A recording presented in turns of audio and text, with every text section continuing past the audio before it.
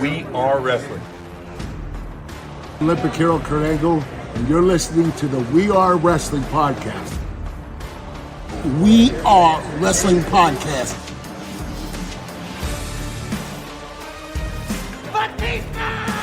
Let's flip and go. You're watching We Are Wrestling.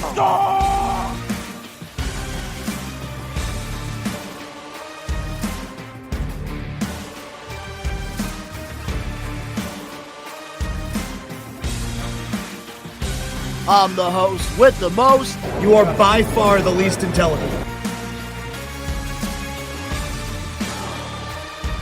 What is going on? We are Wrestling Maniacs. Ben here, one half of the We Are Wrestling podcast. We Are Wrestling Podcast. Make sure to subscribe, baby. We are wrestling. What is up? We are Wrestling Maniacs out there worldwide. I'm the host with the most, Mr. We Are Wrestling himself, the best one, Donnie, here with... What is going on? We are Wrestling Maniacs worldwide. It has been here, one half of the We Are Wrestling podcast. And this week, we got a really great show for you guys. And some new segments, interesting topics. And my God, it has been a hell of a week. We were on the edge of our seats, if you will. But before we get into all that fun shit that we just mentioned, Don, take it away. What a time to be a pro wrestling fan. We got lots of awesome topics that we're going to be covering on this week's episode of the podcast.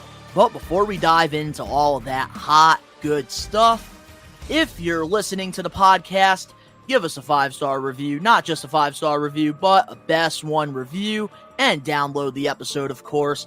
But if you're watching this over on the We Are Wrestling YouTube channel and you're not a part of the thousands of subscribers, we recommend you to hit that subscribe button now, turn on the post notifications, videos be coming out of nowhere like an RKO, and of course you already know, the grind is real.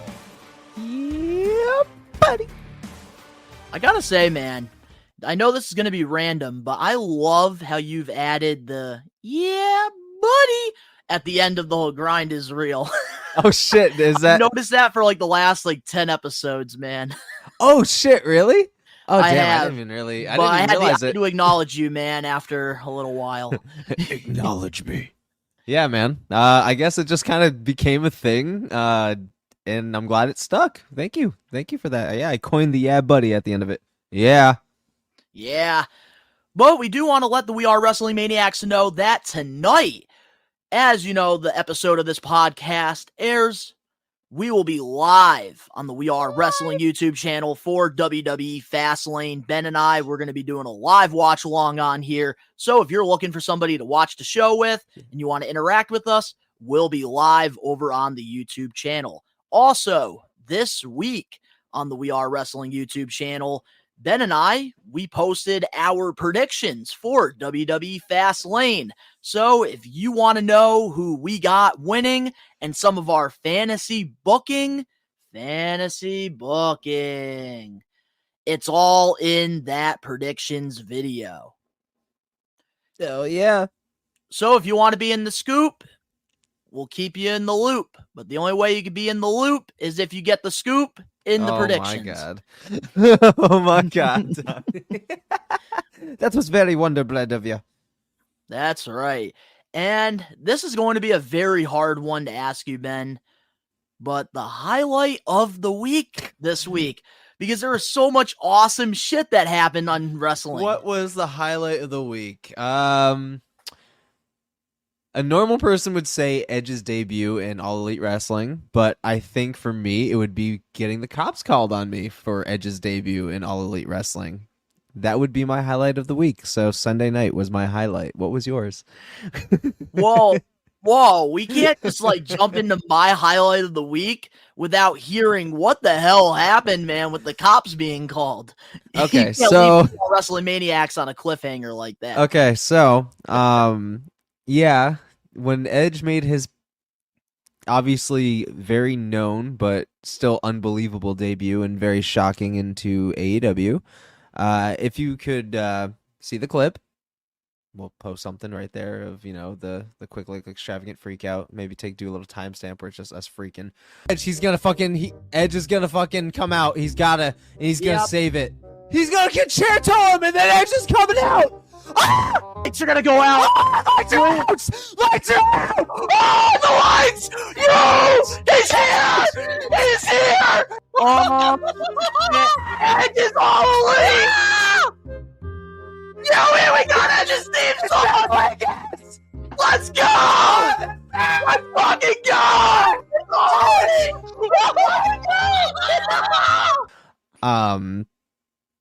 I was very excited, and about 20 minutes after the show had concluded, I was laying in bed, big bowl of ice cream, shirt off, like I'm talking like chilling, because if you guys also watched the live watch along, I was about 8 beers in, so I was feeling right. And we're getting knocks on the door, and at first I think, dude, I'm just obviously in the can, I'm hearing shit. And then my girlfriend was in the bathroom at the time, came out, and we hear the knocking again, but this time it's like more like repetitive, continuous, So I'm just like, Ash was just like, she was just like, you did this, so you're gonna go answer the door. So I'm like, you know what, feeling good. I'm like, fuck it. I'm expecting an angry neighbor, because apparently right after the show ended, I came out. I was informed that there was neighbors upstairs banging on the what would be their floor, our ceiling. And I was told it was really fucking loud. So, and I had no concept of the time that it was after midnight. I'm screaming. I'm marking the fuck out. Simping. Borderline simping. you were on the edge of your seat, man. Yeah, I was on the edge of my seat. And like I said, 20 minutes later goes by. I answer this door, and it's 2 fucking police officers.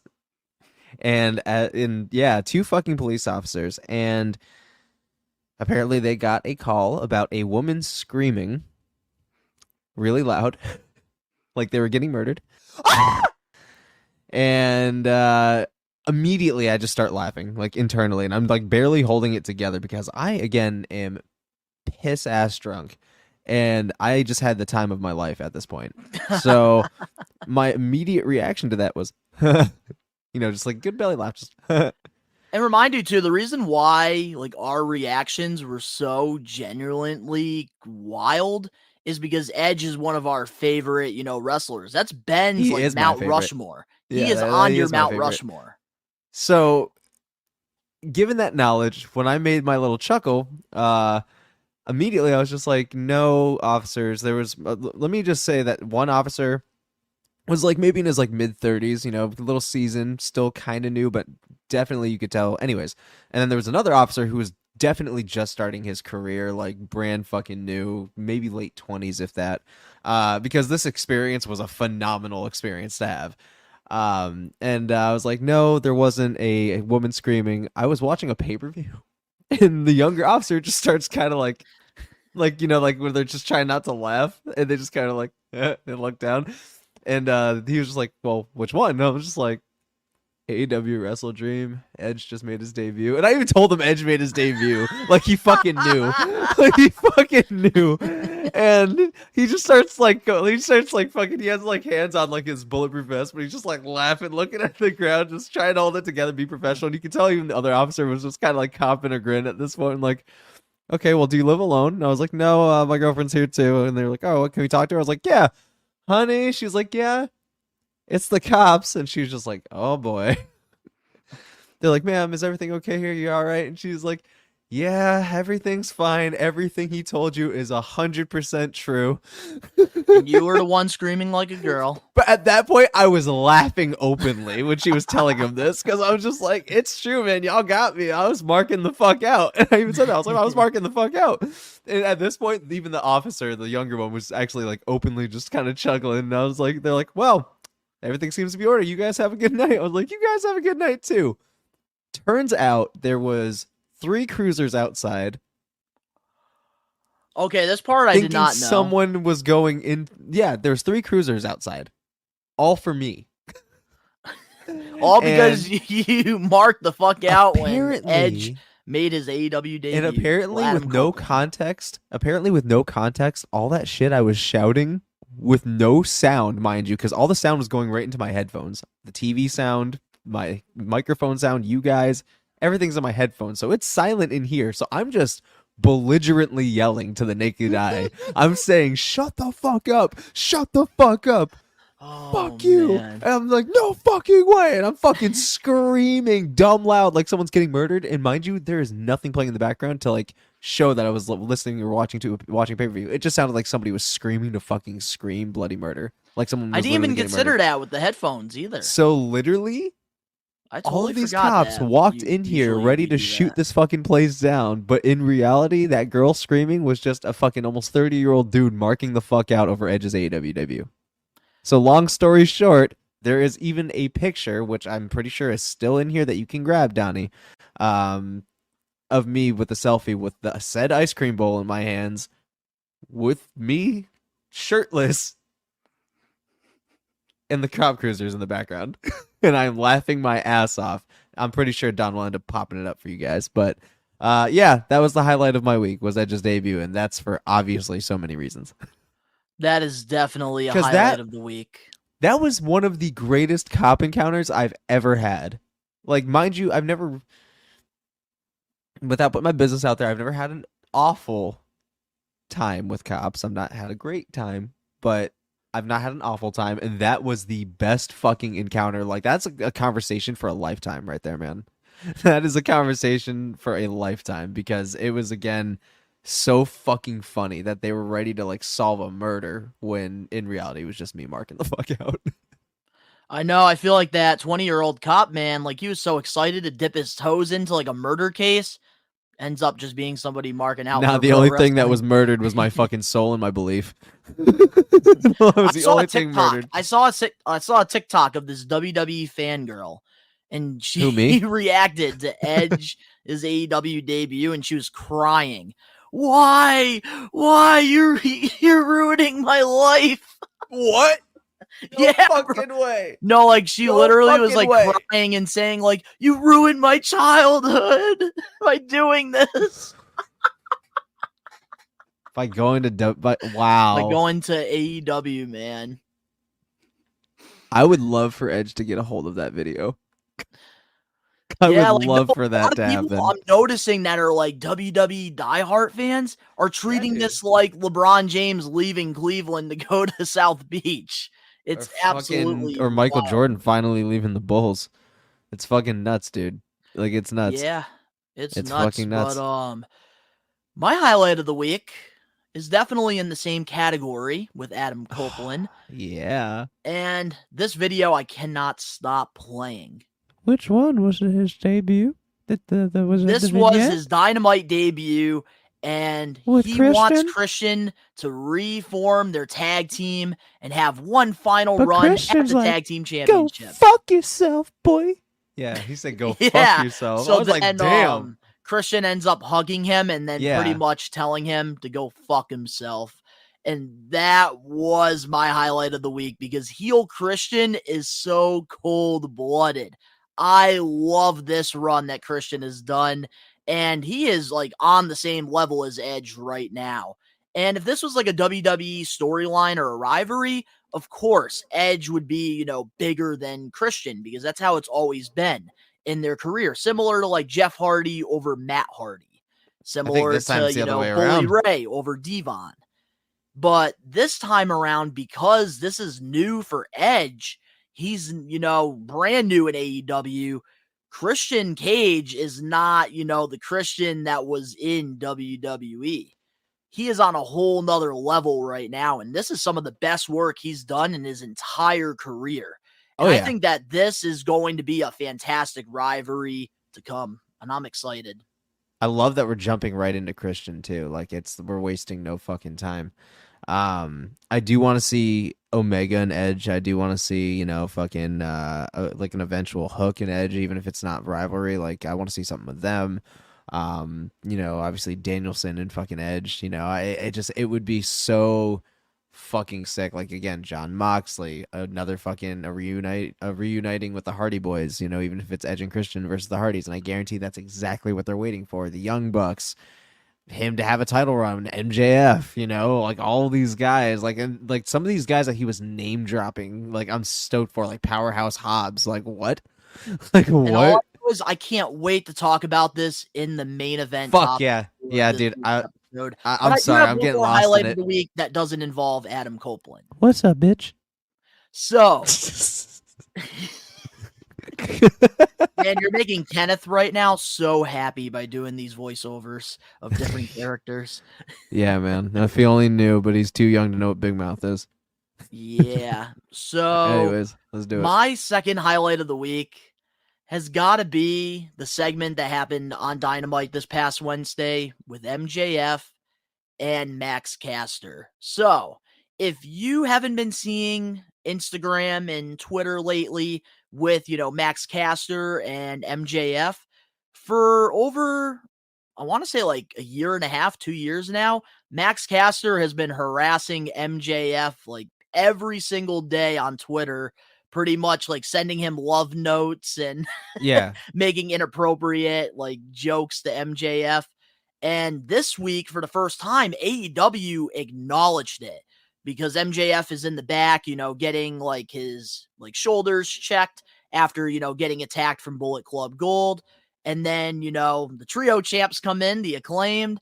And then, Max Caster, he pushes the doctor to the side and he starts massaging MJF's neck.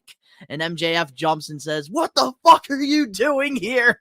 And pretty much like he's like pretty much like put over the whole storyline that Max has been doing on like social media for the past couple years. He was pretty much saying like, "Stop stalking me, stop posting pictures of me, stop sending me love letters, leave me alone." And honestly, I love that Max Caster and MJF get to work together because obviously I'm a huge independent pro wrestling fan, and I got to watch both Max and MJF, grow in this business. So to kind of see them get to do something that I feel like both of them want to do, I do really like that a lot. Yeah. Especially now that Adam Cole is, on the sidelines, you have to have some comedy with MJF in some capacity. And I think that him and Max Caster could definitely make some pretty entertaining television. Yeah. So yeah, I think those, are my two highlight of the weeks. Obviously, nothing's going to be Adam Copeland being all elite. Fuck yeah. And your little incident there with the police officers. I can't top that. But with that being said, let's dive into We Are Wrestling Podcast 77. Our first topic for this week's episode of the podcast.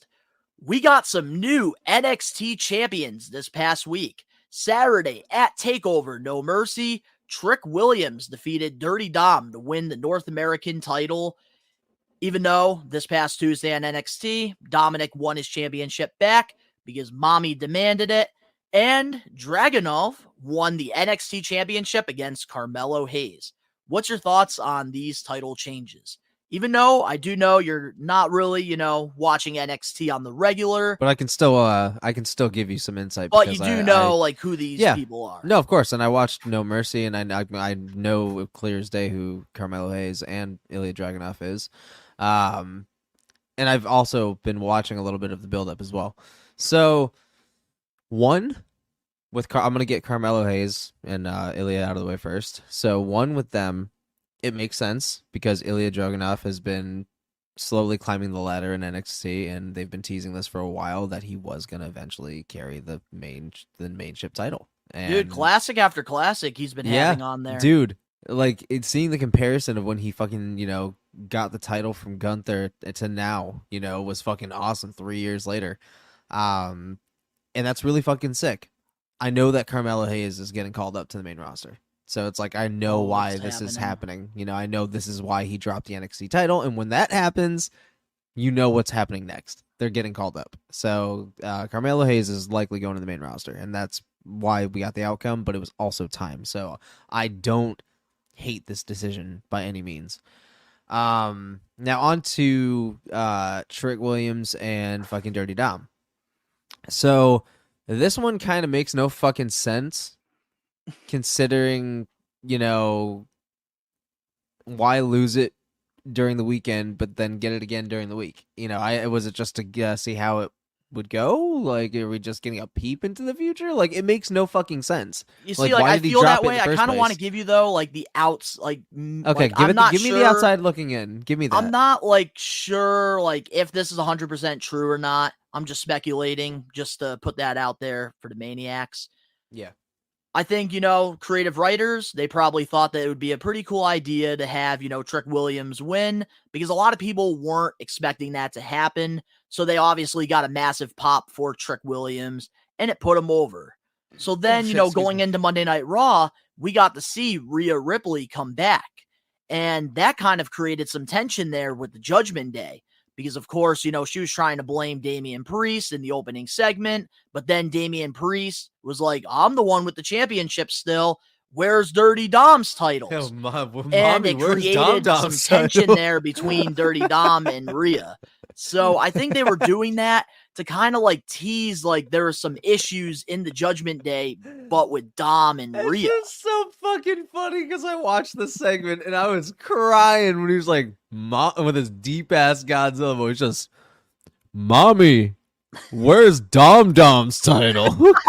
Just zoomed right in on fucking Dominic, and he's just like, you motherfucker, because he knew about to get his ass spanked. Do you hear that dude in the background, dude? Spank that ass, Dom. Yo, I they caught that on. I can't believe they caught that on camera. That's wild. Spank that ass, Tom. Oh my god, I was He's so fucking over. crying. One thing I gotta say though, like while we're talking about Dirty Dom here, to those who say that the whole Dirty Dom like boos are like all edited into the shows, that is absolutely bullshit.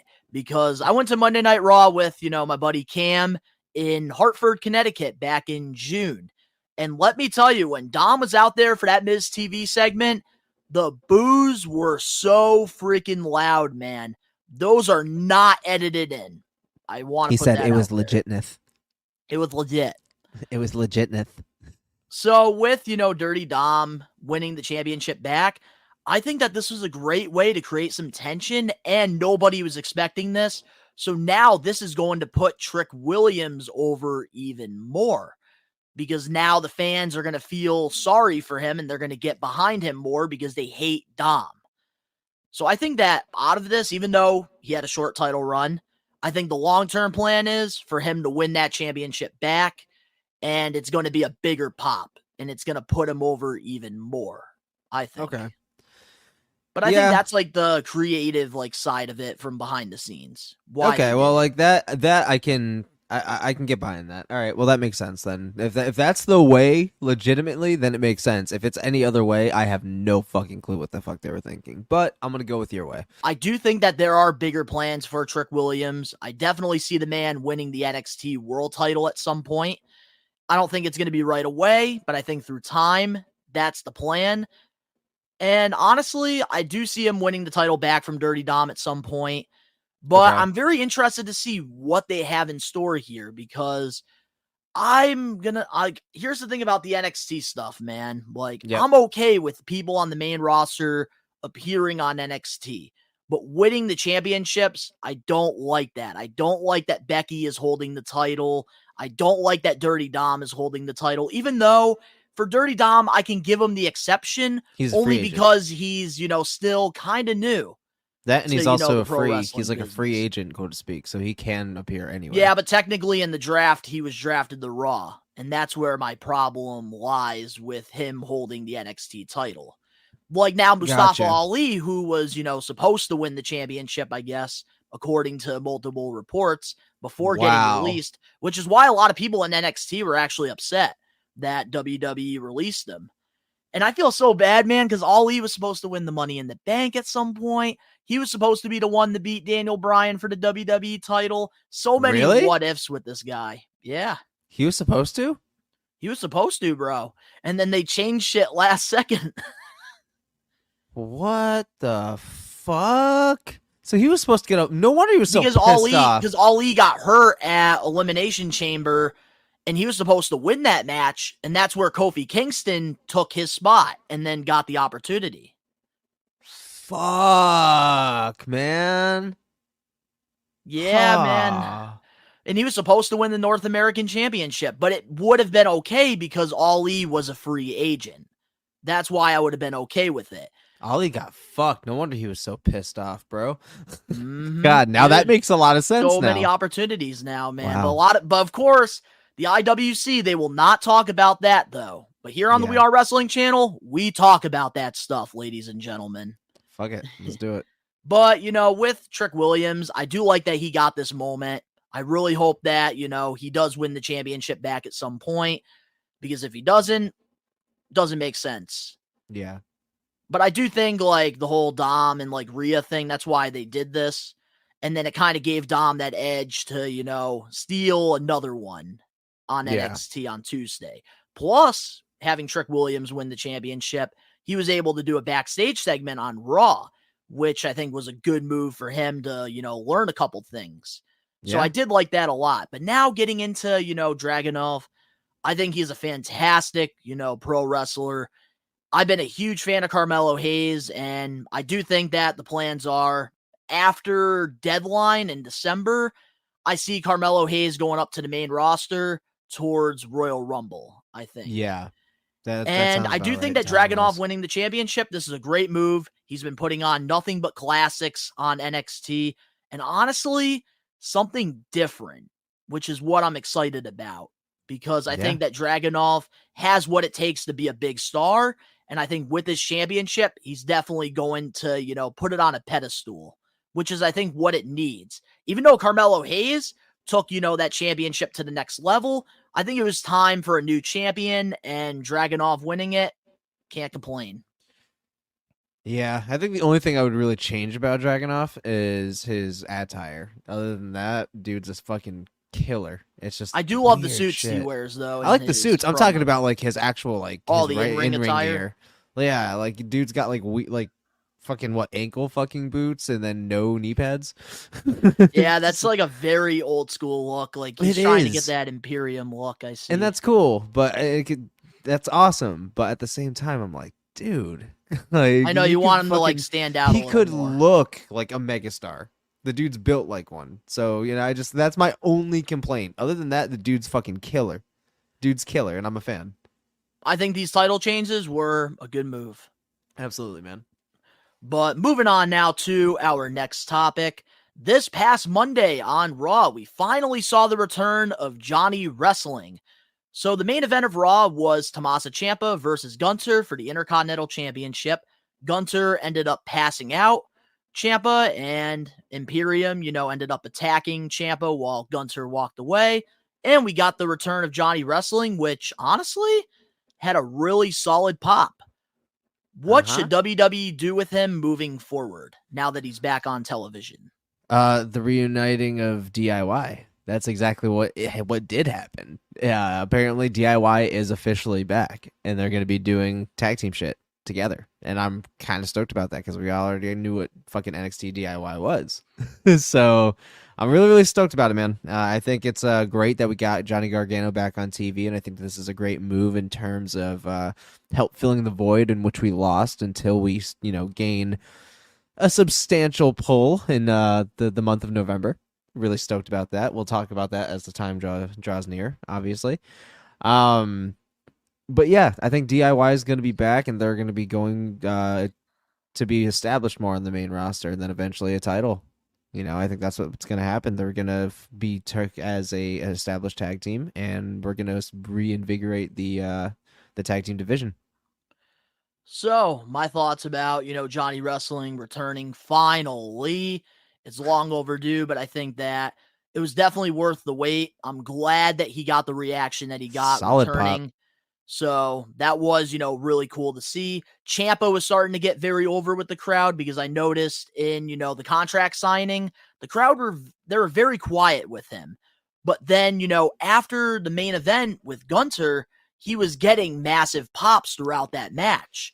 And that's a good thing. And I think a lot of these, Triple H guys, they just need that exposure on the main roster. You need to keep them on TV consistently for them to become established stars on the main roster. And I think that's why a lot of the times we see these call-ups happen and then they get lost in the shuffle because Vince McMahon, he'll push him for 3 weeks, and then after that, he'll forget you for, a month or two, and then the fans forget about you, because if you're not on their television every week, or if you're not there live watching them, you're going to forget about them.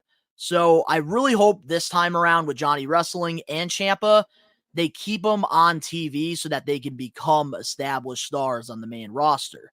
So here's why I think that this is a good move, that DIY is back. I think they're going to go the same exact route that they did in NXT. I think that this is a great way to get both of these guys over on the main roster. Let them team together like they did in NXT. They became fan favorites. And then, when the timing was right, Ciampa turned heel on Johnny. And it could be the other way around. They had a great rivalry in NXT, and it really, was drawing ratings for Black and Gold brand. That was one of the, highlights of that era. And I think that if WWE, if they could do it right, they have something there. And don't fix something that's not broken. So I could see them doing the same thing they did in NXT on the main roster. And if one thing that the Bloodline storyline has taught me is, let's be patient. Let's not break Johnny and Ciampa up right away. Let's keep these guys together until maybe WrestleMania 42. Yeah. And give them a big match. I'm thinking long term, man. And honestly, this is the best move for Johnny, and this is the best move for Ciampa. Yeah.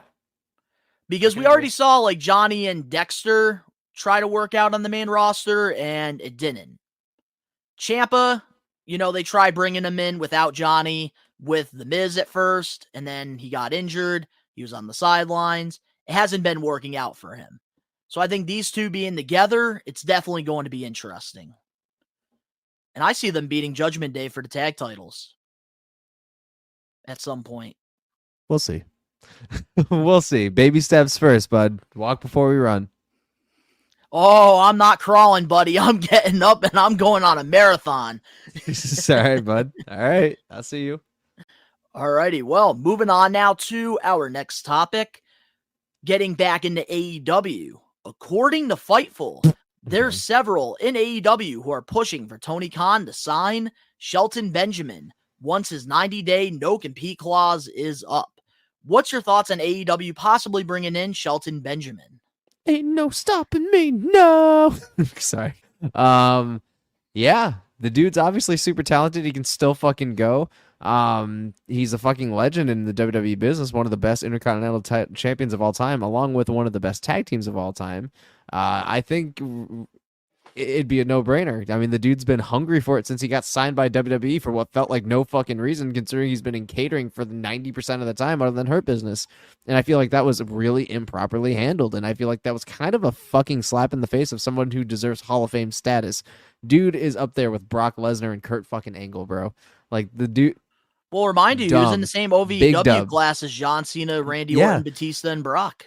Regardless, and he's had fucking incredible, fucking memorable moments that still stand the test of time in fucking the Money WWE. in the Bank moments that he had, man. Yes. When he ran up the fucking ladder and clothesline, dude. Like, the dude is a part of some of the most incredible and iconic moments in all of wrestling history, dude. Why the fuck didn't WWE have anything for him? I don't fucking know. But AEW needs to pick him up and literally put him on Collision and teach these young kids how it's done. Teach these kids. Dim kids. Dim kids, boy. But I gotta say, this would be a fantastic move for AEW to bring in a veteran like Shelton. I think that WWE definitely fumbled it with him. I love the video packages that they had hyping him up, returning to WWE, and he would have been perfect to put over guys like Gunter, who is right now the longest reigning Intercontinental Champion. You could have had great matches with Shelton versus Chad Gable. That could have been some money. There was a lot of possibilities there that you could have done. The Hurt Business was a great opportunity for him. Him and Cedric, they were great together. I don't understand why, after they broke up with Lashley, they went back to main event, superstars, and catering. Shelton was so talented that you could have had him on TV, and because of his accolades, because of his, Hall of Fame, career, he could have put these other guys over. So I think AEW bringing him in, it's a no-brainer. And I think that they definitely should push for this. And I really hope that, Shelton, he can definitely be a solid, mid-card, guy over there. I think that AEW, they do have, a very solid roster. Even MJF, said it on the Wrestle Dream Media Scrum that AEW right now has one of the most stacked rosters in all of pro wrestling. Yeah, and it seems like they do. They've been doing great jobs, developing their own homegrown talent. And now, we're starting to see some of those former WWE guys like Swerve becoming like his own. Adam Cole's getting very comfortable. Christian Cage is doing some of the best work in his career. If not, and I think Shelton Benjamin, that just adds more to it. And then honestly, I'd be super excited. Yeah, I'm saying, bud, you did not skip a beat there. Absolutely.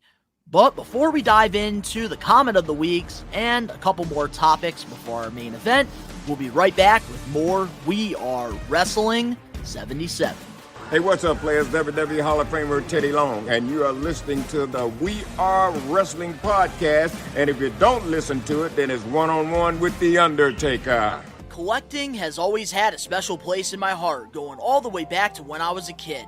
I remember my parents taking me to Toys R Us and waking up on Christmas morning to a bunch of new action figures. I had bins filled with thousands of rare WWE, WCW, ECW, and TNA figures through the years until, unfortunately, I ended up selling my whole childhood without knowing the true value of my collection. 2 years after I made that horrible decision, the pandemic hit, and I realized there was a part of me that felt missing, and that was collecting. My whole life, I've loved collecting wrestling figures, wrestling memorabilia, classic video games, Nickelodeon stuff, sneakers, Funko Pops, and even Angry Birds.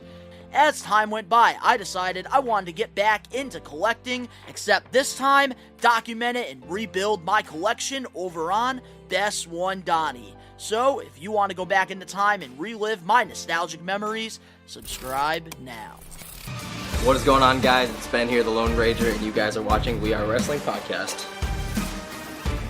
We're back, and every week on the We Are Wrestling Podcast, we do this thing called Comment of the Week, where we pick one random comment over on the We Are Wrestling YouTube channel. And if you want to get your comment featured on a future episode of the We Are Wrestling Podcast, all you have to do is go to the We Are Wrestling YouTube channel and comment on any video. And we have a winner this week at Temple Plays 5150. He commented this: "Calm down, kids. Was you all on the edge of your seats?" Yeah, buddy. This dude's funny as fuck. So, congratulations to Temple Plays 5150 on the comment of the week. There was a lot of good ones in our Edge reaction that we had to pick. Dude. But I had to go with, a little corny, little slap on the knee comment there. So if you want to get your comment featured on, future episode of the podcast, all you got to do is comment. But let's get back into some of the wrestling topics for this week's episode of the We Are Wrestling Podcast 77. Let's do it. Well, you know something, brother? What, brother? Hogan's making wrestling news headlines again, brother. During an interview with Chris Van Vliet, Hogan claimed that a match between his son, Nick Hogan, versus Shane O'Mac was discussed at WrestleMania 39. According to Fightful, a higher-up in WWE says there were no plans for Nick Hogan to do anything at WrestleMania 39. So, Ben, I gotta ask you, would you love to see this dream match happen at WrestleMania 39? Isn't Nick in jail or something like that? Didn't he man. Nick Hogan, man, I think he's working, he has his own bar or club.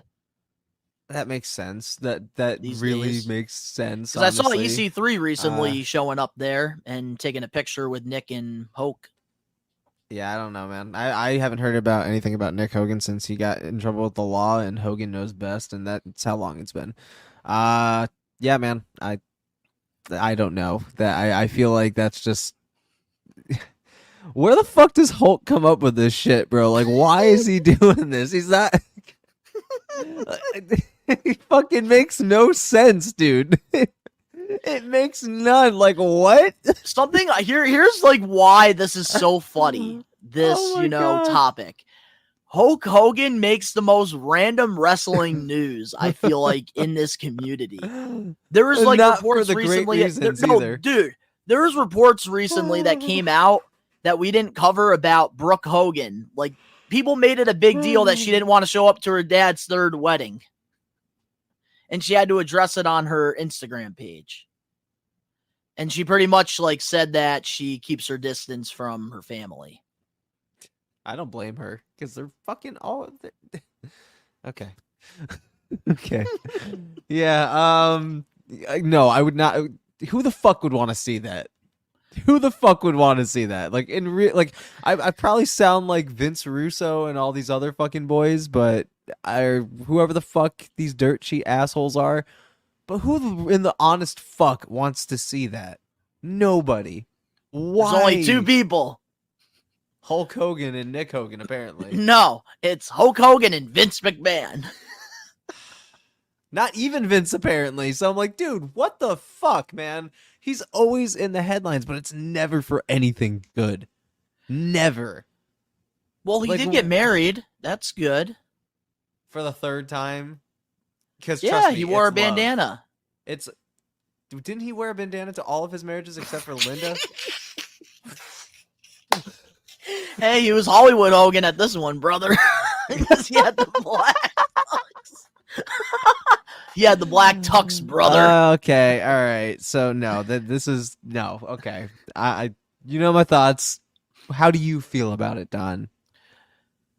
Man, I'm very surprised that Hulk Hogan really thinks that Nick Hogan, his first official big match, was going to take place at WrestleMania.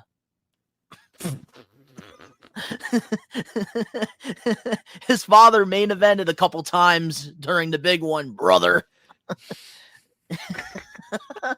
But regardless of the fact, yeah, no, I don't. Nobody wants to see that match, man. Yeah, I think the only thing that would make the match exciting would be like a There's Shane O'Mac nothing. stunt, probably. But that's about Yeah. it. That realistically, yeah, because no, what kind of pop would Nick Hogan get? It's so fucking stupid. When it comes crashing down. Don't even fucking look at me, dog. Shut the fuck up. That's Shut the fuck up. Don't even look at me. Or he can come out. Or he can come out to down now. Black and Bitch white, can't man. stick it, bitch. Oh my goodness. All right, I'm not gonna lie to you, Ben. What? This actually would be pretty fire if this happened for one reason. Why? We get to There's we get no to see Shane way. O'Mac come out with a bunch of, $1 bills. Money. And then with Nick Hogan, he can come out to Jimi Hendrix, man. He can come out to Voodoo Child. Hollywood Nick Hogan, man. But I can't believe that Hogan really went on Chris Van Vliet's podcast and said that. It's fucking stupid. But I do got to say, though, this is pretty cool for Chris Van Vliet to actually get a full-length interview with a legend like Hulk. That's cool. But the fact that he fucking said that, though, it just, oh my God, why, man? It just, out of all the more embarrassing shit you could do to tarnish your legacy, this is another one of those things. And on your son's behalf, like, you are out of your mind, bro. So your final thoughts on Hogan versus McMahon, except this time it's not Vince versus Hulk at WrestleMania. It's Nick versus Shane. It's a bore fest. Nobody wants to fucking see it. Barely anybody remembers who the fuck Nick is except for his wrongdoings, and Hogan knows best if people remember it because Hulk Hogan is tarnishing his legacy like a motherfucker. So I don't know, man. I'm not into it. Yeah, I don't know, man. Like, maybe this was like ruthless aggression. You could have done something here and you could have made something work, but we're in a whole new era now. And even Shane O'Mac can't really, get over. Like, for him, like, surprises are very cool here and there, like he did at the Rumble. That was really cool. But for him to, like, have a whole WrestleMania program against somebody who doesn't have experience on WWE television, I don't like that. Yeah. That wouldn't have worked out. But I am happy for Chris Van Vliet to at least, get a full-length interview with a guy like Hulk, even though he, makes a lot of negative news. It's still really cool to see Chris Van Vliet get an interview of somebody that caliber. Because you can't deny, like, all the accolades that Hogan's had. Facts. So, our last topic before we dive into the main event topic for this week. This Tuesday coming up, NXT will be going head-to-head with AEW. They will be having Dynamite on Tuesday instead of Wednesday. So far, NXT has announced that Carmelo Hayes will face Braun Breaker, except Carmelo Hayes will have John Cena in his corner, and Braun Breaker will have Paul Heyman in his corner. Asuka will be going against Roxanne Perez, and Cody Rhodes is set to make a huge announcement. AEW will be doing Title Tuesday. Adam Copeland will be making his in-ring debut against Luchasaurus, a.k.a. Donald Douche. Bryan Danielson will be facing Swerve Strickland in a number one contenders match for the TNT Championship. And Jon Moxley will be getting his rematch against Rey Fenix for the International Championship. What's your thoughts on this Tuesday night war, and which show do you think is going to win this war? And before you give your answer, last week, the ratings did come in this past week, the ratings did come in, and NXT defeated Dynamite. NXT pulled 857,000 viewers. AEW Dynamite only pulled 800,000. Even with Edge on it? Even with Edge on it. Wow, that's fucked. That's honestly kind of fucked if you think about it, because I'm like, dude, wow, Edge is on it and it still only pulled that much? Well, you do got to realize right now, the ratings aren't going to be crazy, like, up, because basketball season's right around the corner. We have college football. We have NFL. Bro, So for sure. You do have to consider that with the ratings, because usually around this time, they do plummet.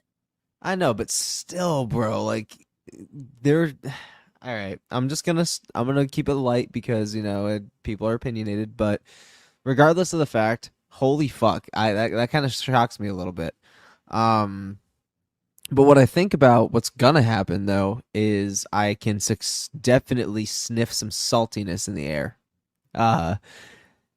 Edge is making his AEW debut in the ring. So, I mean, people are going to want to see that shit, especially against somebody he has not faced before, somebody else that he's putting over, while also starting a new full-time wrestling career in another company after fucking 25 years in one. So, it doesn't matter if you have fucking John Cena on a show. It doesn't fucking matter. AEW might pull an upset and get it. Who knows? But yeah, man. I all I can say is I smell saltiness in the air, and you can't just let it go and let fucking people eat, man. We're all eating. Wrestling is fucking awesome right now, and it's unfortunate. But what's your thoughts, man?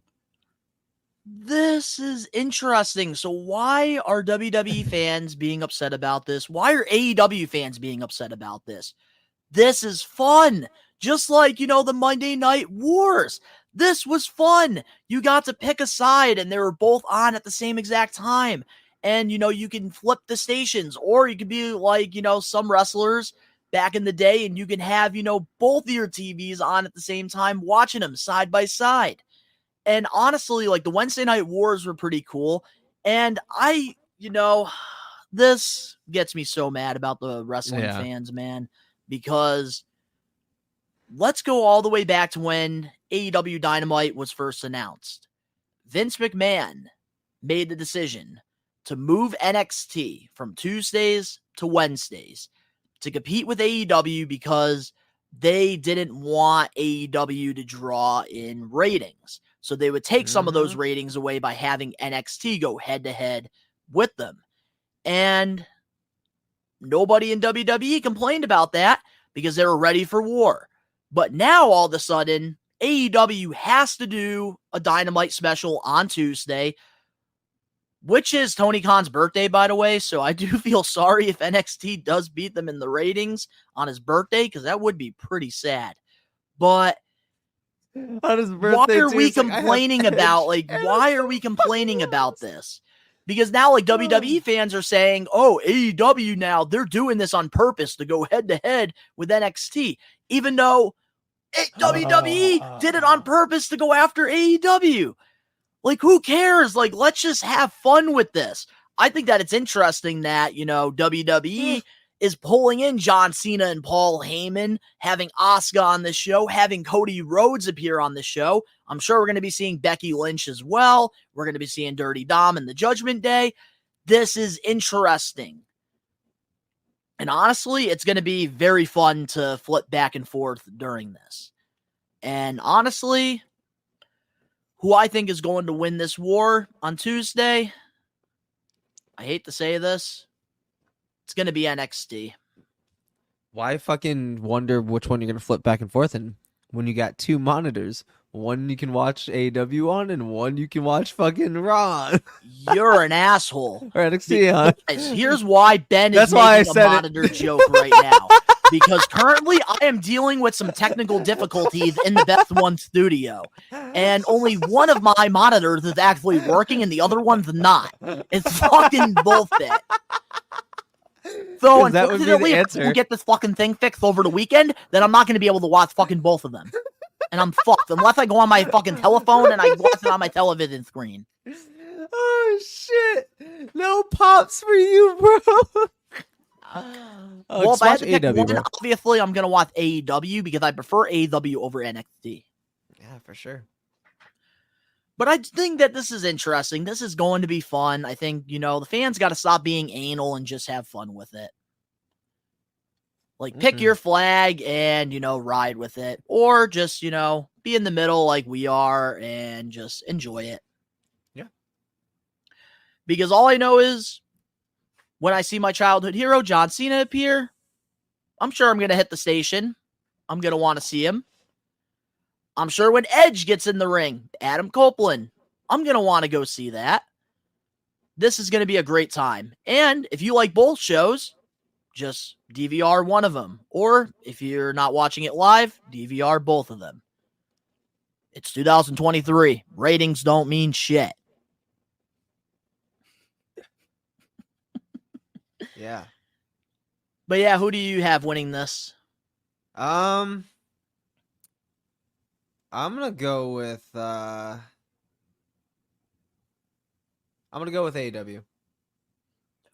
Wow, something that's interesting about this? What? I'm like an AEW guy, and you're a WWE guy, and I have WWE winning, you have AEW winning. Mm-hmm. Let's make a poll. Interesting. We should in our community tab. Yeah, so let's make a if poll. you want to, vote on who do you think is going to win the Tuesday Night War, you can. We're going to do a whole little, community poll, and, we'll even talk about it next week on the podcast. But before we dive into a brand new segment that, honestly, I'm very excited about, and the main event topic, we'll be right back with more We Are Wrestling Podcast 77. What's cracking lacking, everybody? WWE Hall of Famer, The Godfather here, and you're listening to, that's right, you are listening to We Are Wrestling Podcast. Check them out, man. Stay on that smoke train. One thing We Are Wrestling recommends you to do is support your local independent promotions. They are the stars of tomorrow. And you never know, sometimes when you go to these shows that might only have 10 to 30 people, you could be seeing the next future WWE champion, maybe even the next AEW star. And through the years, I've always been a huge advocate to supporting independent wrestling. And you can't go wrong. It's a cheap night out, you get a good time with the family, and you get to watch some good old wrestling. Independent wrestling That's where usually a young professional wrestler starts their career. And having these opportunities to perform in front of crowds is a great way to get exposure to where they will eventually be on your television screen watching them every week. We recommend you guys to support indie wrestling. We're back, and before we dive into our main event topic for this week, because of course we all know that we are wrestling maniacs and want to hear our thoughts after almost a week since Adam Copeland, Edge's debut, we have this brand new segment called the Getting Put Over segment, where every week Ben and I are going to alternate and we're going to pick one wrestler. It could be past or current, and we're going to acknowledge it, talk about some of our favorite matches, some of our favorite segments, and, talk about the wrestler's career. And this week, I wanted to give Ben the honor of picking the first wrestler we're going to put over. My homie, the Animal Batista. It's going to be fucking great, man. I'm really excited to talk about it. Here's why I'm very excited about this segment before we dive into Batista. Here's why. Why? So there was a period of time in the We Are Wrestling podcast where the wrestling news was very dry. It was very dead. So every week, you and I and, our former co-host, we would come up with, different ideas for the podcast. Like we had, episodes on, certain wrestlers like John Cena. We had, even, championships that we talked about, like the hardcore title. And, we had like a ladder episode, steel cage. And I had a lot of fun, doing those episodes back in the day. And I think, doing a segment where we're putting over a current or, a former superstar, I feel like that's going to, bring some fun to the podcast. Oh, hell yeah. Because sometimes, just talking about the news, it gets a little, stale. And honestly, switch it up a little bit, bro? In this segment, I do want to have, some big hitters at times, but I also want to have some of those underrated mid-card talents, that we got to see in the Attitude Era that don't get talked about much. The Ruthless Aggression Era that don't get talked about much. The PG Era that don't get talked about much. Maybe some ECW, WCW, TNA. Some current WWE guys that we feel like need to be put over. So this week, we're going to be talking about the Animal Batista. This was, Ben's pick. Next week, I'll be, picking a wrestler that we're going to put over. But, with this, with, the Animal Batista, what was your favorite era of the Animal? Oh, obviously, fucking between 05 and 06, dude. That was, like, most memorable. That's when he became Batista and, like, really fucking popped career-wise. Like, putting on the World Heavyweight title was probably the best thing for this dude's career at the time because he was hot over with the crowd. The fucking Evolution story was really wrapping up around this time. And that was a massive fucking stable that is still talked about to this time. Like, it was really a time to be alive. I feel like Evolution was like the four horsemen. The modern day aggression era. The modern day four horsemen with guidance from an actual member of the four horsemen. So it's like that was just wrapping up, and obviously we saw how it culminated at WrestleMania 21, which was ironically enough one of my favorite matches. But if we're going to be talking about like one of my favorite matches in this era that really stood out, it's actually one that's completely not talked about and gets really overlooked because I thought this was fucking sick as a kid. It was the the WWE Tag Team Championship match between Eminem, Batista, and Rey Mysterio, and they both had the double fucking animal. You were there? Friday night, yep, it was on SmackDown on Thursday. Yes, it was, and you were there at the event. I was. That's where I got burnt by the Boogeyman. Oh fuck! Okay, yeah, no, that's 100%. Yeah, that's yeah, that match is one of my favorites. SmackDown Tag Team Champion. Yes, that is actually one of my favorite matches of all time with Batista. Really? Yeah. In Springfield, Mass? Yeah. Where the fuck was I, bro? And it was televised? It was televised. Not live, but it was televised. On Thursday, I believe the taping took place on Tuesday. And this was, I believe, a week before Armageddon. In Springfield. Mayfield? Yes. The fuck? 2005. Yeah, but regardless of the fact, I got burnt shit by the was sick. boogeyman. Shit was sick as fuck, bro. That was one of the most memorable matches for me because I was a huge Rey Mysterio fan at the time. He was on a hot streak because of everything going down. Eventually in 06, he ended up winning the World Heavyweight title. And that obviously caused very interesting concern considering, at WrestleMania 22, Dave Bautista was already there backstage saying it didn't matter who won the fucking title because they were just holding it until he got back. Ray was one of his best friends at the time. So that obviously made an interesting thing upon his arrival. So yeah, man, one of the greatest of that era. Greatest. There's so much to talk about with him. I feel like the Joey Mercury and Johnny Nitro match versus Ray and Batista don't get talked about much because at the time there was, reports going around with Molina and, Batista at the time. There was an affair going on. And I think that gets talked about a lot more than the match itself.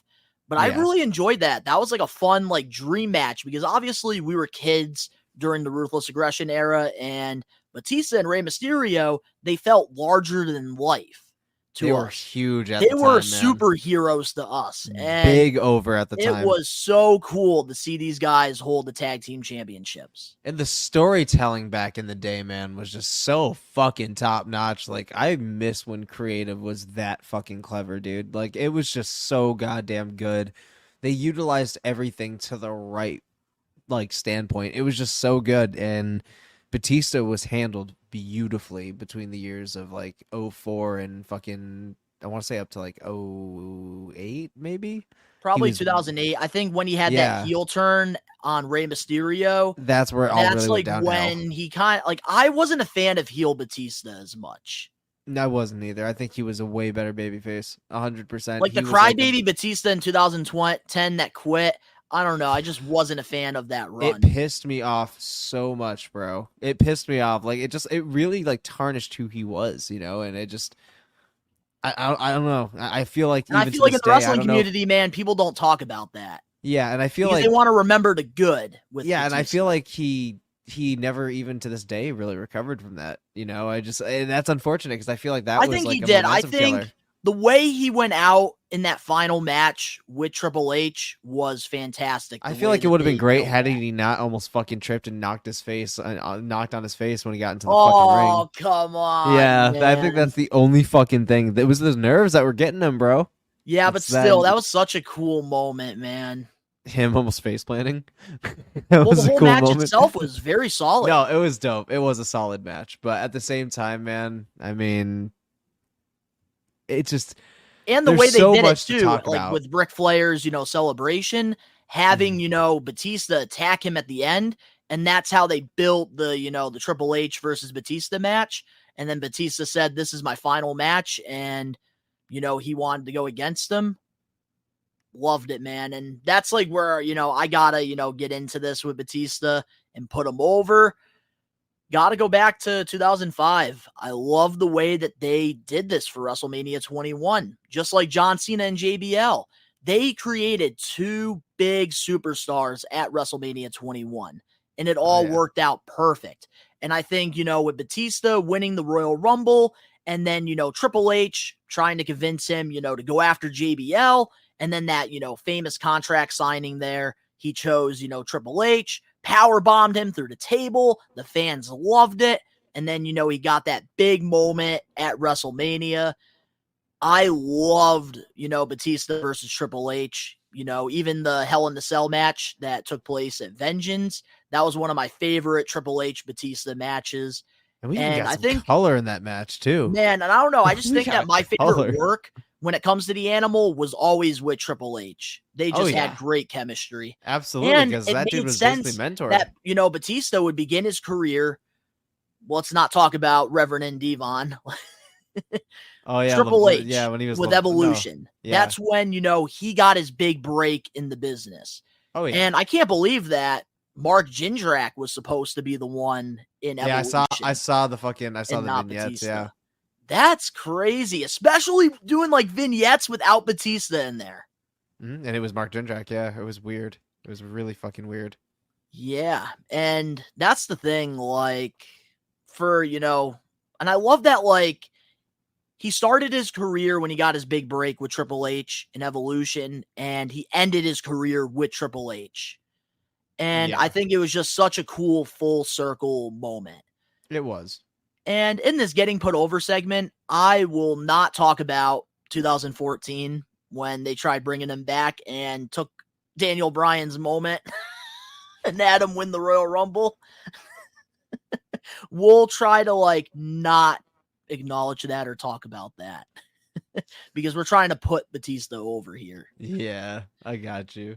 All right, but now as a kid with Batista, and I think this is the best way to end this off, what was one of your defining moments of Batista? Like something that really hit you at the time. Really hit me? I can tell you two things.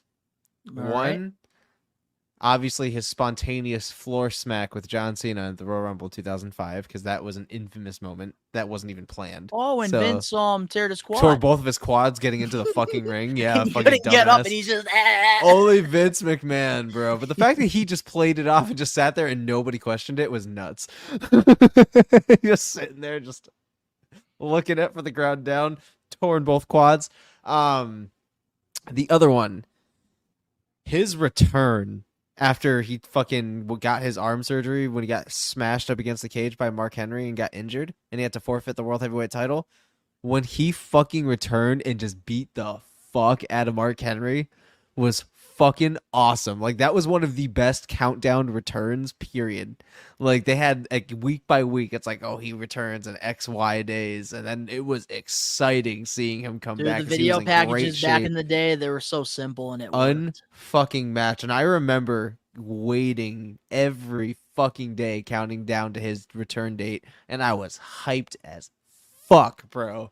Super hyped. And it delivered. And I remember it ended SmackDown that night, and I was hyped. And yeah, that was definitely two of my most like memorable moments because I remember being super fucking excited in real time, and it gave me that wrestling goosebumps that we all love. So I'm gonna share my two. The first one has got to be the dream match that we got at SummerSlam. I think it was 2008, Batista versus John Cena. That was such a cool moment because obviously these two, won the world championships at WrestleMania 21. They were the face of the Ruthless Aggression era, in my opinion. And it just felt like a dream match. And I think the way that they executed it, it was perfect. Besides, the injury that John Cena sustained in that match. But my second defining moment for Batista that I really liked was his match with The Undertaker at WrestleMania 23. That was such a fun match between the two. And I think that that's where Undertaker started to put on, those classics at WrestleMania. Because that's when, like, The Undertaker kind of, because throughout his career, he even, said this when, I went to his Dead Man show in Boston, which unfortunately I couldn't record any of that because they had our phones in lockdown. Yeah. But he had to work a slower pace in his career because he was playing the Dead Man. And around the time when, he became American Badass, he picked up the pace of his matches. And then when he first came back as the Dead Man, he went back to the slow pace. But then he started to, pretty much bring both worlds together. And he got very comfortable in the ring, and he was just putting on 5 stars at every WrestleMania. So I got to say, like, I really enjoyed that for Batista because at that time, I believed he was going to be the one to beat the Undertaker's streak. Yeah. What ifs, man? It's the biggest what ifs. But Batista's had 2 entrance theme songs throughout his time. Saliva. And then the I one that Walk Alone, man. Yep. Yeah. That was my favorite. That was literally my favorite, dude. I remember I remember playing that song back to back, and then right when the part came, dude, when he did that with the pyros, that was hell so yeah, cool. dude. Batista's entrance was one of the most creative entrances of all time. Like, it was like rock worthy. Like, it felt huge, bro. Like, every entrance that he was a part of, that he came out to, the pyro, the fucking, even when he got out to the ring, threw up his arms, and then did the little fucking shit with his like fucking booby dance shit that he did. Fucking epic, bro. And then like, doing the Ultimate fucking Warrior shit. thing on the ropes too. Mm-hmm. That's what I'm saying. That was like cool. The dude is fucking charismatic, man, and Batista is one of the best to do it. 100%. He was, and what is so impressive, and this will definitely end it off. What is so impressive about this whole thing is that even collectively, his WWE career really realistically wasn't that long, but he accomplished a lot during it and made some memorable fucking moments. So I will say, man, Batista's Hall one of of the Fame best. career. Exactly, and I'm stoked for him to be in the Hall of Fame, and I'm stoked that he was the first person we got to talk about in this whole getting put over segment. That's right. And next week, I get to choose the next wrestler. Yeah, and I think I'm going to go with an underrated one. So definitely stay shit. tuned for next week's Getting Put Over segment. But with that being said, let's dive into the main event topic for We Are Wrestling 77. So AEW made some big headlining news in the wrestling world because we saw the debut of Adam Copeland, formerly known as Edge in WWE, and it was announced that he is All Elite, and he is now known as the Rated R superstar Adam Copeland. And he made his debut at Wrestle Dream this past Sunday after the Christian Cage versus Darby Allin 2 out of 3 falls match, saving Sting from a concerto. And during the media scrum after the show, Copeland said this. And he was asked, why did you decide to join AEW? And he said that his daughter didn't want him to retire. She wanted him to have fun with Uncle Jay. And in case you guys don't know, Christian Cage, that's, his real name is Jay. And during an interview with CBS this past week, he stated that my perfect world is that I end my career with Jay. So suddenly, that perfect world looked like it could be there. It's tough to pass that up. After having almost a whole week to process this AEW headlining debut, what's your thoughts on Adam Copeland being All Elite? And what do you want to see happen during his last full-time run?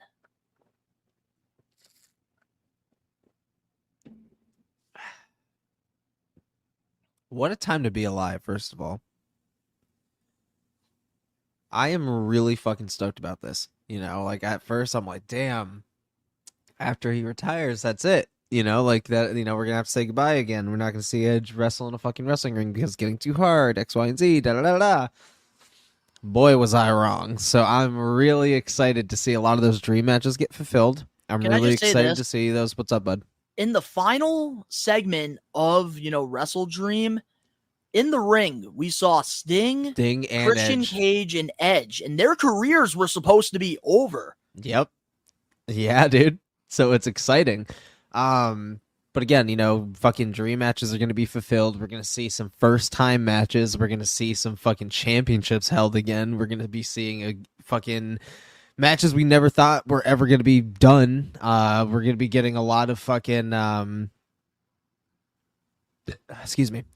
a lot of nostalgia, as well as we're going to be getting some replays of the past, if you know what I mean. I'm excited to see him and Christian eventually get together, because it's inevitably what's going to happen. We know the end game is Christian and Edge are going to be ending up back money together. on the table, man. Especially like I was talking to Perch on the Top Rope podcast. I was talking to one of their co-hosts, In Justin We Trust. I see him a lot at independent wrestling shows. I think I've met him. Conventions and stuff. Very nice guy.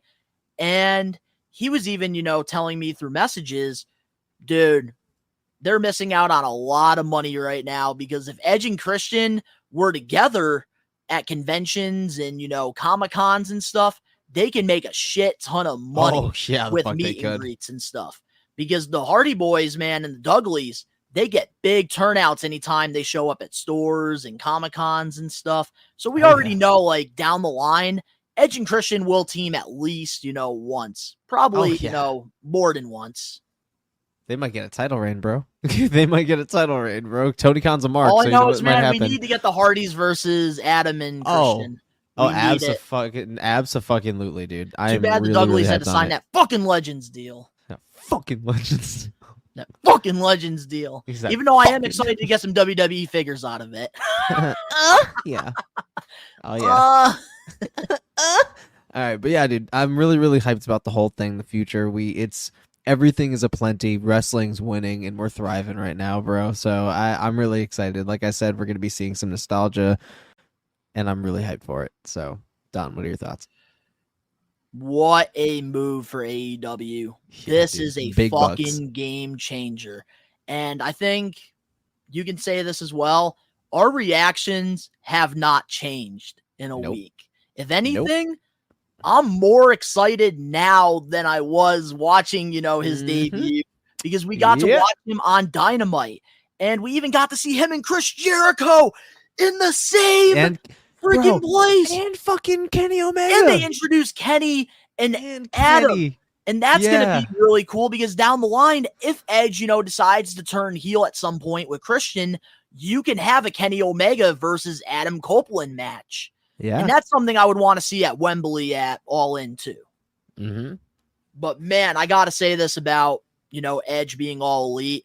This is a great move. I know AEW was getting a lot of backlash for the whole, CM Punk drama and, all of that whole situation was very ugly for All Elite Wrestling. And honestly, for me, the future was not looking bright for AEW. It felt like there was this dark cloud and it just wasn't, going away. And I feel like Edge, Adam Copeland, I need to get used to calling him Adam Copeland. Can't call him Edge, man.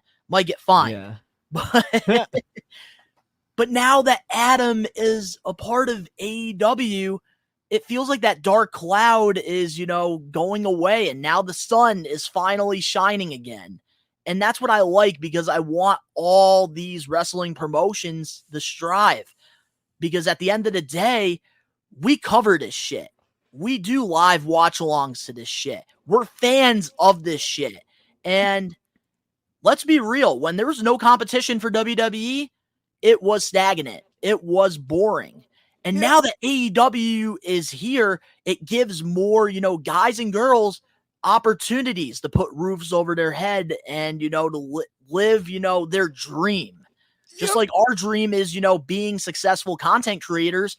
A lot of these guys and girls like Ricky Starks, Chris Statlander, MJF, Darby Allin, they wouldn't have gotten these opportunities over in WWE because there's only so many spots. But AEW gave them that platform, which is why I want them to succeed. And Absolutely. with Edge being a part of this, here's the big thing I got to say Huge about this. From a locker room perspective, this is a massive game changer and a massive upgrade from CM Punk. Oh, yeah. That's without saying. They're both different people. And I think that Edge, he has that old school mindset, but he also can adjust to the new school stuff. And I think that's very important in the AEW locker room. And I think Edge is very, low key. He's a very go-lucky guy. That's like what I, got from meeting him at the big event New York back in March. And he just seems very down to earth. And I feel like that locker room needs a leader like that. Somebody that's not there to ruffle any feathers and like have that old school, like Jim Cornette, CM Punk mindset. Because it didn't work. We saw a whole, media scrum happen. CM Punk, was freaking causing fights left and right. Yeah. So I feel like, bringing a guy like Edge, who's a true professional. And a team player. This is a game changer. And I think that this is going to do wonders for a lot of these, homegrown AEW stars. And it's going to draw more ratings. And I think a lot of us are going to take AEW more serious now. Yeah. Absolutely. Because with Edge, man, he ain't Edge going to is bring big any credibility. drama. Yeah, and Edge is big credibility. He's like a Regal dub. And now here's the thing I do got to say as well about WWE. And this is, the toxic fan in me. Man, why did you have to misuse Christian, man? Because if you think about it, Adam Copeland would have never joined AEW if WWE actually knew how to use Christian. And Edge. Yeah, because also I totally forgot about that too, because in the interview as well, Edge was talking about how like it felt like creative, they had nothing for him. Yeah, and it's because he looks older now. And they don't want older dudes overshadowing the new talent they're trying to build. That's unfortunate. It's fucking stupid, but, yeah, but the big thing is we're still Christian, winning. man. Because if Christian Cage was in WWE and they actually were using him, Edge would have never left. Because he said a big reason that he joined this promotion is because of Christian. It's also because of, friends that he's made, through the years, like FTR and Chris Jericho. I'm very excited, man, for the future here at AEW. Like all the dream matches that Adam has already said. Oh, yeah. Has got me excited. And watching Dynamite this past Wednesday, man, it felt so good. It felt fresh. Hell yeah. And I'm so excited to see the new era, bro. It's the rated R era. Man. Yeah, man. It's the rated R era. So now, man, I got to ask you before, we close off, this week's episode of the podcast. What up? Do you see Edge holding the AEW World Championship at some point? Absolutely. Absolutely. No question about it. Do you think that Edge will, be the one to dethrone Max? Or do you think that somebody else is going to take the title from Max and then Edge will take the title? Someone else is going to take the title from Max before it happens. Do I see them having a run-in at some point? Yeah, but title match between MJF and him? No. Because that will expose Tony Khan's mark status if he does. So no. I think that, man, he's going to hold the AEW title at some point because that's money right there. Having somebody like Adam Copeland holding their world championship, that's going to draw ratings. That's going to draw, attention to AEW. Mm-hmm. And it would be a very smart move, I think. Big time. But I got to say this too, man. Bringing in Adam Copeland, this, I think, could also benefit some of these, homegrown AEW stars whose contracts are running up. Cough, cough. MJF. Yeah, man. Because now, in the negotiations, the bidding war, Tony Khan, there's that picture of Edge and MJF when MJF was younger. Yeah. Hey, Max, if you decide to re-sign with AEW, not only are you going to get a shit ton of money and, still have, the big spot, you can also work with one of your childhood heroes, Adam Copeland. Exactly. So who knows? Who knows what the future holds? All I know is right now, man, what a time to be a fan of pro wrestling. Yeah, absolutely. And I never thought I would ever see Edge join another promotion, man. Never thought in a million years. I thought that he was, WWE loyalty. Not all is what it seems, bud. And the thing that makes me the most excited about all of this, and this is the best way to close this off, Chris Jericho said this at Wrestle Dream, a motivated Adam is going to make a huge impact in AEW because he wasn't being used properly in WWE, the past couple years during his last run over there. Mm-hmm. And now that, he got this massive pop, big headlines right now, there's going to be a lot of motivation. There's going to be a lot of adrenaline right now. And it seems like he's very excited about this new adventure. And honestly, you and I were definitely ready for the ride. Oh, yeah, brother. So is there anything else you want to talk about before we close off this week's episode? Nah, that we covered it all, brother. I think we hit the nail on the head, man. But to all the We Are Wrestling Maniacs out there worldwide, let us know in the comment section below your thoughts on all the topics that we covered this week. If you're listening to the podcast, give us a 5-star review, not just a 5-star review, but a best one review, and download the episode, of course. And remind you, later on tonight, if you're, listening to the podcast on Saturday, we're going to be having a live watch along over on the We Are Wrestling YouTube channel for WWE Fastlane. And we also have our predictions video up on the channel as well. Or if you're listening to it, you can check it out on the podcast stuff too. It's available everywhere. But if you enjoyed this week's episode, make sure to smash that like button now. If you're not a We Are Wrestling Maniac yet already, what a time to be alive. Hit that subscribe button now. Turn on the post notifications. The link's down in the description below. You can go follow Ben and I over on our social medias and personal YouTube channels. Ben's doing music reactions. I'm doing toy hunts and toy reviews. All of our links are down in the description below. In addition, you want shorter clips of the podcast and you want additional wrestling news, go follow us over on Facebook, X, Instagram, and even TikTok. All the links down below. And of course, to all the We Are Wrestling Maniacs out there worldwide, we are taking over. Peace.